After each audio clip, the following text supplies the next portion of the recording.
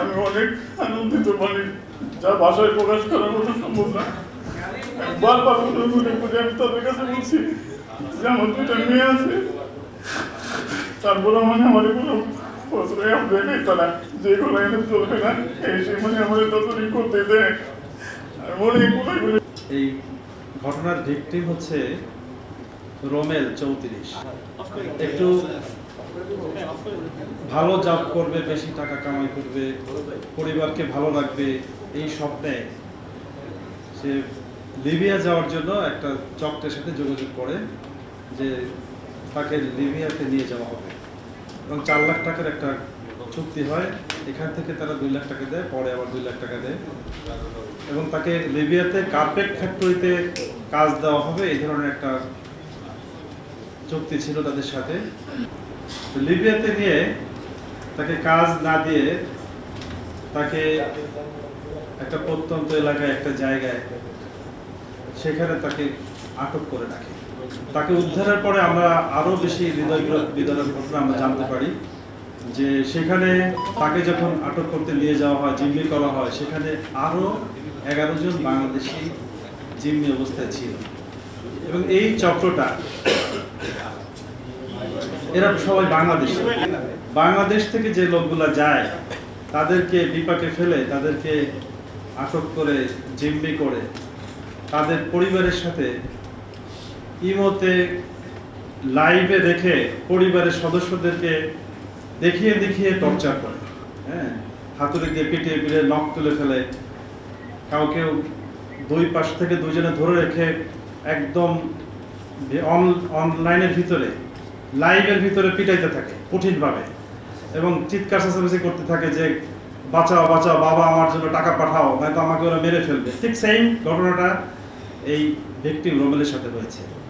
Rommel ওখানে 22 দিন বন্দী ছিল এবং কঠিনভাবে না খেয়ে তারা ছিল এবং প্রচণ্ড অত্যাচারের মধ্যে ছিল এবং প্রতিদিনই তাগাদা দিতেছিল যে টাকা পাঠাও তাহলে মেরে ফেলবো, টাকা পাঠাও তাহলে হাত কেটে ফেলবো। রোমেলের পরিবার আমার কাছে আসে, টিভিএ নরসিংদীতে এলে আমরা বিষয়টা প্রথম জানতে পারি। আমরা প্রাথমিক তদন্ত করে যাচাই করে দেখতে পাই যে না, আসলে ঘটনার সত্যতা রয়েছে।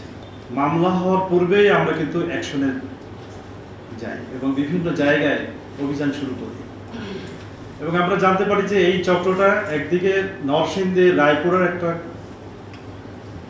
রায়পুরার কিছু লোক রয়েছে, এর সাথে রয়েছে কিশোরগঞ্জের কিছু লোক রয়েছে, ঢাকার দোহার নবাবগঞ্জের এবং কিছু লোক সিলেটি।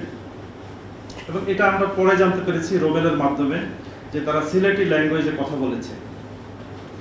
আমরা এদের বাংলাদেশ যে পার্টটা, বাংলাদেশের যে অংশটা যারা এদেরকে অর্গানাইজ করে এবং টাকা পয়সা লেনদেন করে, এদের একটা বড় অংশ আমরা গ্রেপ্তার করতে পেরেছি এবং তাদের মাধ্যমেই আমরা রোমেলকে উদ্ধার করতে পেরেছি।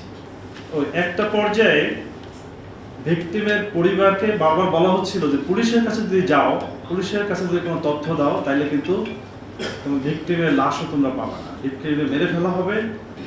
যার জন্য প্রাথমিকভাবে আমরা তদন্তের শুরুতে আমাদের যে কার্যক্রম সম্পর্কে তাদেরকে বুঝতে দিই এবং একটা পর্যায়ে আমরা বলেছি যে তাদেরকে কিছু টাকা পাঠানো হোক। তখন ওরা 12টা সিম নাম্বার দিয়েছিল বিকাশের এবং একটা অ্যাকাউন্ট নাম্বার দিয়েছিল ডাচ বাংলা ব্যাংকে টাকা পাঠানোর জন্য। তো সিমগুলোতে 4টা সিমে 1.5 লক্ষ টাকা পাঠানো হয়।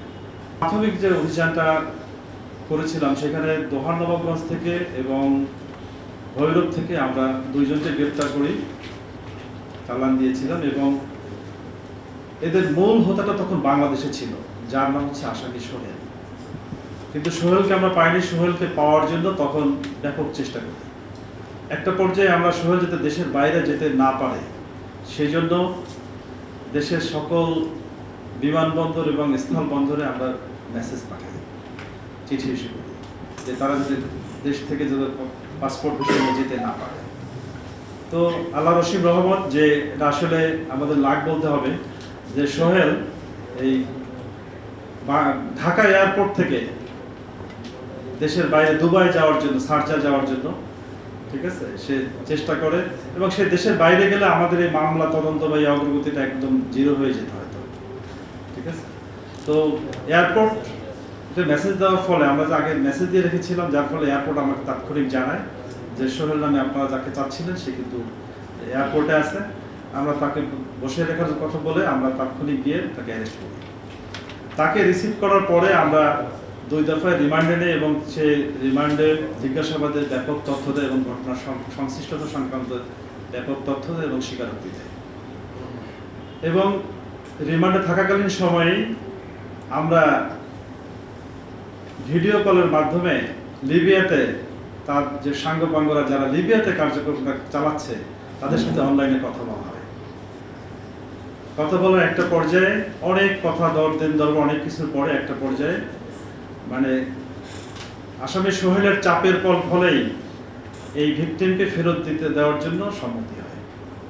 22 দিন দীর্ঘ 22 দিন ওখানে বন্দি থাকার পরে ওখানে লিবিয়ার ত্রিপোলিতে আনার পরে ওখানেও তাই সে প্রায় 20 দিনের মতন ছিল, 20-21 দিন ছিল সেখানেও। সর্বশেষ তাকে গত সমস্ত কাগজপত্র সেট আপ করে দিয়ে যে এম্বাসি সহায়তা করেছে আমাদেরকে। এরপরে গত 24 মেতে তাকে বাংলাদেশে প্রেরণ করা হয়।